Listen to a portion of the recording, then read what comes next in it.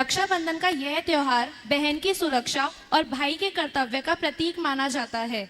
लेकिन क्या यह आज के दौर में ये फेस्टिवल महिलाओं को उनकी सुरक्षा के लिए पुरुषों पर निर्भर रहने की मानसिकता को बढ़ावा नहीं देता?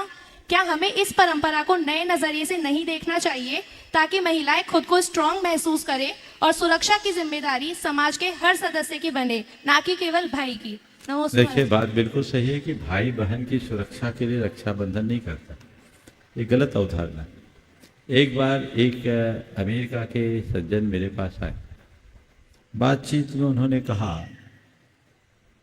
कि महाराज जी, हमारे यहाँ भारतीय परंपरा की बात हुई। वो भारतीय मूल के थे, अमेरिका में रहते थे। तो बहुत सारे लोगों ने चर्चा में कहा, और चर्चा में एक दिन बात कहा कि भारत में महिलाओं को बहुत कमतर दृष्टि से देखा जाता है, कमतर रखा जाता है।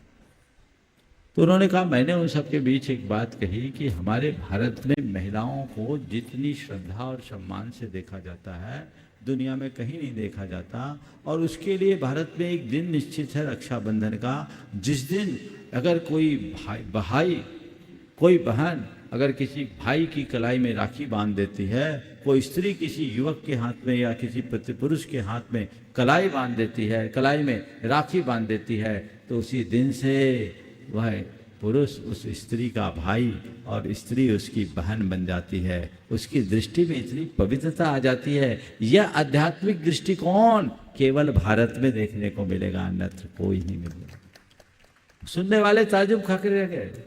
ये चीज आप अपनी मानसिकता से हटाइए कि भाई बहन की रक्षा करेगा, नहीं, भाई अपनी दृष्टि में पवित्रता लाकर आप उसको एक स्त्री की तरह देखने की जगह बहन की तरह देखेगा, और बहन उसे एक पुरुष की तरह देखने की जगह भाई की तरह देखेगी।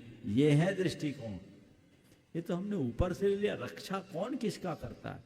कोई दूसरा मेरी रक्षा नहीं कर सकता। मेरी रक्षा मेरा अपना पुण्य ही करेगा, कोई दूसरा नहीं करेगा। ये बात अंदर से अपनाइए और अपने आप को कहीं से कमतर मत आंकिए। अपने आप को भीतर से स्ट्रांग बनाइए। स्त्री हो या पुरुष, स्वरक्षा का धर्म हमारा जैन शासन सिखाता है। स्त्रियों को भी युद्ध कला में निपुणता की बात सिखाई गई है। कैकेयी को युद्ध कला में पूरी तरह से निपुणता थी। ऐसा नहीं है कि आज हमारी स्त्रियां दब्बू बन के रहे, लेकिन मैं इतना जरूर कहूंगा, दब्बू भी मत बने पर आक्रामक भी ना बने। एक तरफ हम देखते हैं कि बहुत तरह की दरिंदगीपूर्ण व्यवहार लोगों का देखने को मिलता है जो घोर निंदनीय है, पर दूसरी तरफ ये भी देखने में आता है कि आज की महिलाएं ज़्यादा आक्रामक होने लगी। ये भी बहुत खतरनाक है। दोनों तरह की अतियां हानिकारक है। हमें अपनी मर्यादाओं को सुरक्षित रखते हुए ही आगे बढ़ना चाहिए, और ये बात गांठ में बांध लेना चाहिए कि मर्यादा की रक्षा में ही जीवन की सुरक्षा।